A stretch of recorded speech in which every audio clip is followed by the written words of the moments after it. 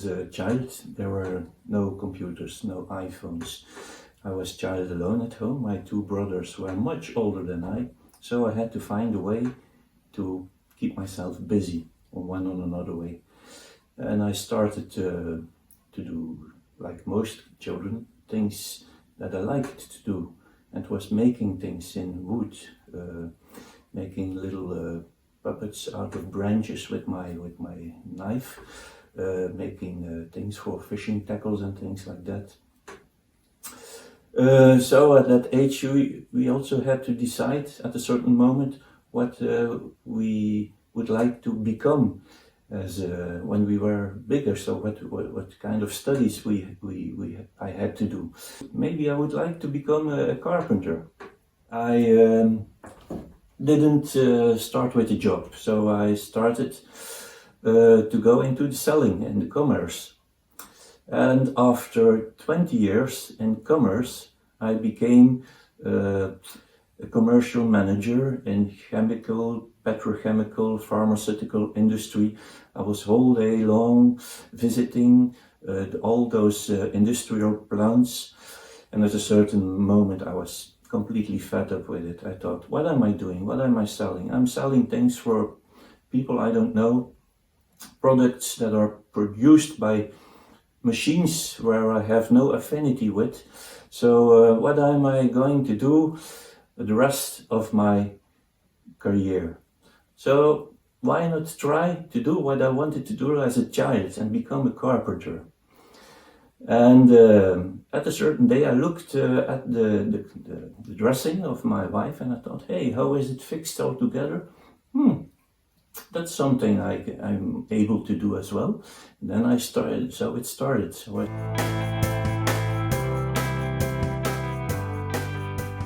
How did I learn about carpentry? I learned about carpentry in every way I can.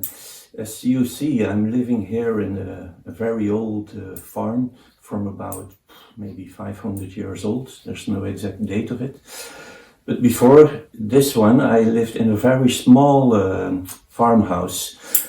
And there was not enough space on that farmhouse to put everything, the garden tools and things like that, my tractor inside a barn. We didn't have a barn. So I looked around. I thought that I have this book here and it was quite revolutionary. They came from England, those buildings, and they looked stunning at first sight to me. And by looking into that book, certainly my eye fell on one construction. It's over here. On one construction, as you can see over here. And I thought, hey, that's nice, a nice looking construction. We have constructions like this in Belgium too. When you go to the open air museum in Woodworking in Belgium, you can see a lot of constructions, and they're called half-timbered framed constructions, and they're exposed everywhere in that open air museum. So I thought, maybe that's an option for me. So I saw a very old barn. It dated from about 1850 at a farmer's location, and I talked to the farmer, and he told me that I could buy it. I could dismantle it and take it with me to rebuild it at my place. And so I could study, and so I learned. There was the beginning of a process to learn how the people built a few hundred years before us. The wood we use in Flanders is mainly oak wood. We have the luck that we have a very good quality of oak. It's named Quercus robus or Quercus viver, and that wood is very sustainable against the weather elements. It's also sustainable against insects. The wood I use today comes mainly out of the Welsh Ardennes, or out of East European forests, because the climate over there is much cooler than, for example, in the south of France. If you have a cool climate, trees are going to grow slower. So if you have got a slow growing tree, the density of the wood becomes harder. So you have got a much better quality of wood. For the timber framed houses, we mainly use green wood. So what do? You go to the forest, you cut down some trees and you start building with green wood. The green wood also has the advantage that it's softer. That's very important when you work with oak, because oak, when it dried out, it's very, very hard and difficult to work with. When you have chisels and axes and saws from raw iron, then it's very difficult to work in very dry oak. So people worked with green oak, and after a while, when drying, the green oak shrimped into each other and make everything made it a very tight connection. Even when you look now with the restoration, for example, for the Notre Dame, they didn't wait 20 years after the oak was dry. They just chopped down the oaks in the forest and they started to build, to restore the new cathedral.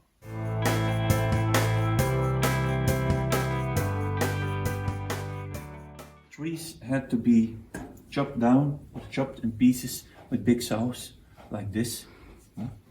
Now we do all of that things mechanical. We have here the smaller saws. In Dutch we say Sint Josefszaag. These saws are the most important tool of the timber framer in the period before the First World War, before everything became electric.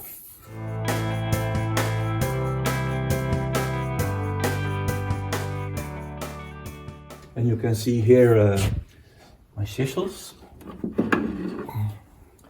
Those chisels are also at least 150, 200 years old.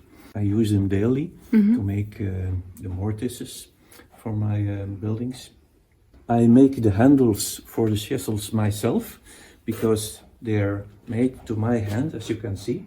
When I knock on it, on this chisel with a hammer, I have my whole hand free, and they're all made in a different kind of wood, so I can recognize easily what kind of chisel I have here.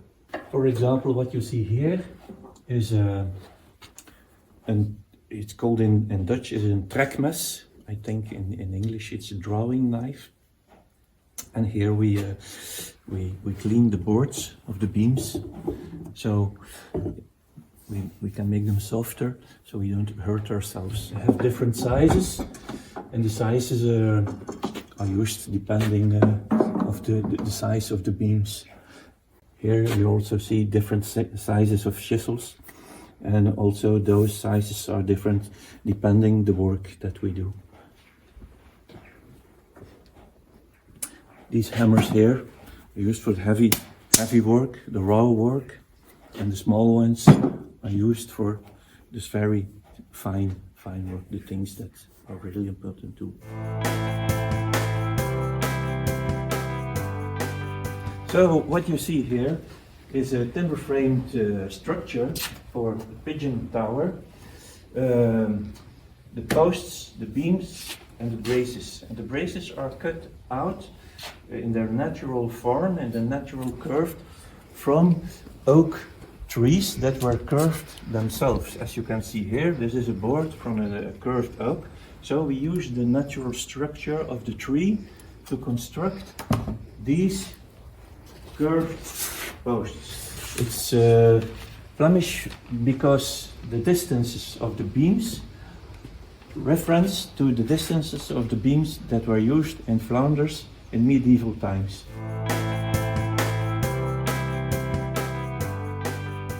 Okay, you can see over here that everything is fixed together with these pegs. These pegs are driven in the tenons, mortise holes. And when we do that, we drill, first of all, a hole in here, in the mortar sides, in the posts.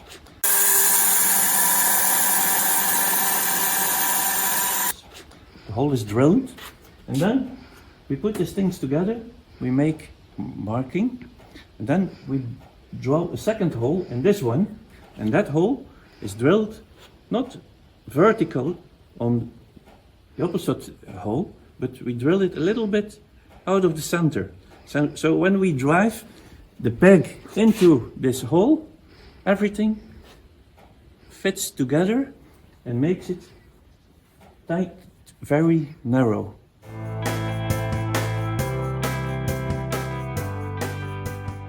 Here on the inside is the ugliest parts of the beams and the posts, because those will not be visible from the outside. The inside is going to be covered with hydraulic line and other structures. So it's important when you use the beams, you select them by side. Like this piece, for example, won't be visible anymore once everything is covered. But we have to realize that our ancestors, they didn't have books. Our ancestors couldn't even read, and though they were able to build the most beautiful villages you ever have seen in the world. Don't worry if you can't read. There are a lot of other possibilities to learn. Look the way our ancestors did.